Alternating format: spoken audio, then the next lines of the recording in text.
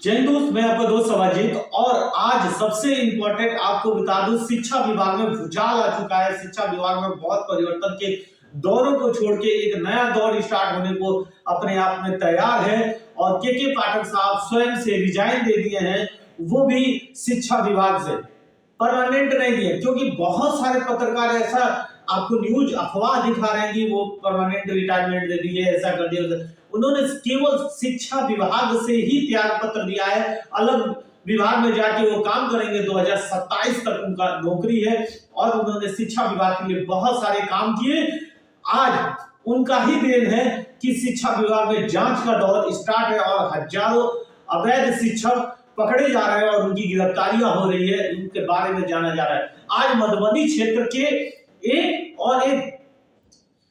भागलपुर क्षेत्र से लड़कों की गिरफ्तारी हुई, जहां पे अवैध टीचर के रूप में वो काम कर रहे थे। यानी बहुत जगह ऐसा हुआ है कि पेपर किसी और ने दिया है और वहां जाके अपनी काउंसलिंग किसी और ने कराया है। ऐसे इसलिए किया गया है कि कई जगह पर किसी के भाई ने दिया है तो किसी का पैसा देकर बैठाया गया था। और इस तरह लगातार सबकी गिरफ्तारी हो रही है। कल के पेपर न्यूज में भी इतने दिनों की मांग के बाद कल के पेपर, आज के पेपर के न्यूज में भी, पेपर न्यूज कटिंग में भी आज एकदम साफ निकला था कि यहाँ पे अवैध लोगों को पकड़ा गया। प्रिंसिपल का इसमें बहुत बड़ा रोल रहा।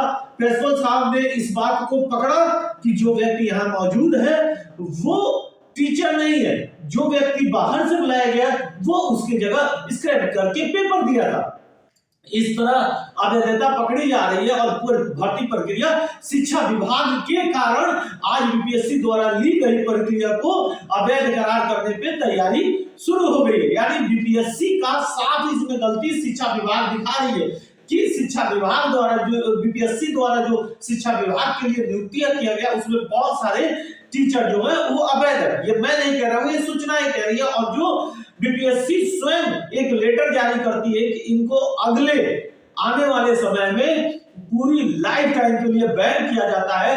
यानी शिक्षा विभाग की चेकिंग में एकदम साफ पकड़ा जा रहा है कि जो बीपीएससी टीआरई 1.0 के माध्यम से जो शिक्षक पद की नियुक्ति प्राप्त किए थे वो अवैध है। ये कितनी बड़ी बात है। रही के पाठक सर की बात, के पाठक सर ने अपनी स्वयं की इच्छा से अब शिक्षा विभाग के पद से रिजाइनिंग दे दिए हैं। और उसको स्वीकार करना या ना स्वीकार करना ये मुख्यमंत्री का काम है।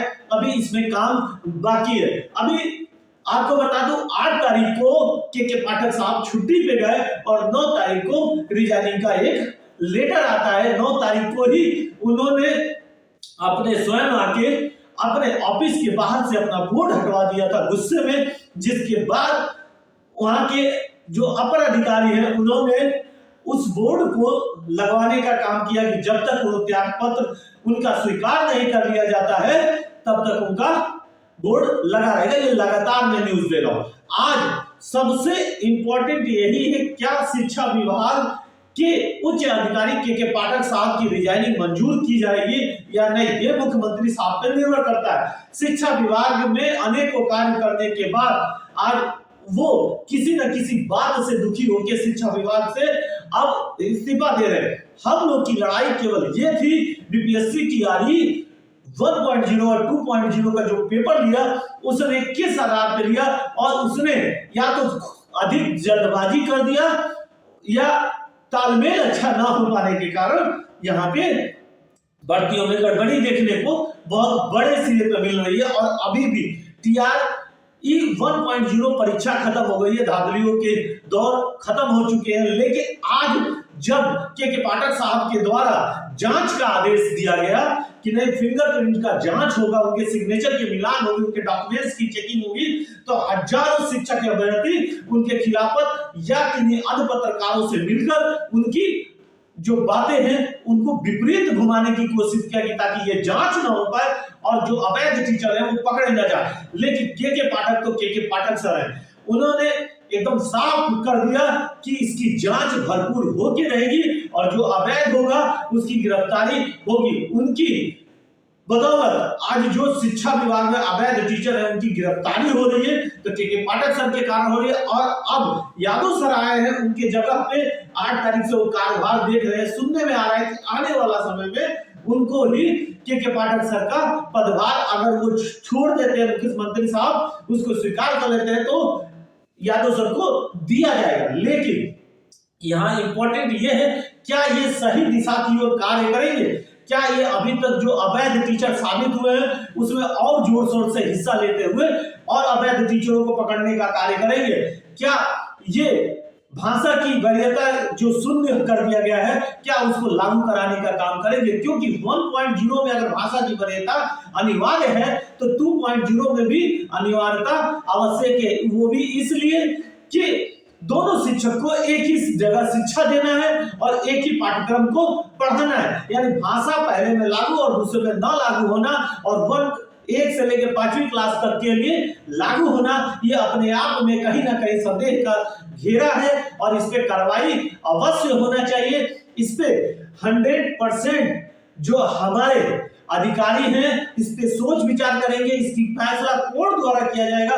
अब मैंने आपको लगातार कहा है कि कोर्ट में भर्ती प्रक्रियाओं को रद्द होने के लिए ही कार्य किया जा रहा है। अब पूर्णतः 1.0 और 2.0 में जितने हमारे वकील हैं वो एकदम साफ स्पष्ट, और जो शिक्षक अध्यक्ष हैं उन्होंने साफ स्पष्ट किया है कि दोनों भर्ती प्रक्रिया को पूर्णतः रद्द करके दोबारा से इस भर्ती प्रक्रिया का आयोजन किया जाए, ताकि निष्पक्ष और सही व्यक्ति को चुन के इस भर्ती प्रक्रिया में लाया जाए। सबसे इंपॉर्टेंट ये चीज है कि जब अंगूठे का मिलान हो रहा था, जब सीसीटीवी कैमरा लगा हुआ था, जब वहां उनके फोटो की जांच हो रही थी, जब उनका सिग्नेचर का जांच हो रहा था, इतनी प्रक्रियाओं के बाद भी जो पेपर देने अलग अभ्यर्थी पहुंचे तो वहां से वो निकले कैसे?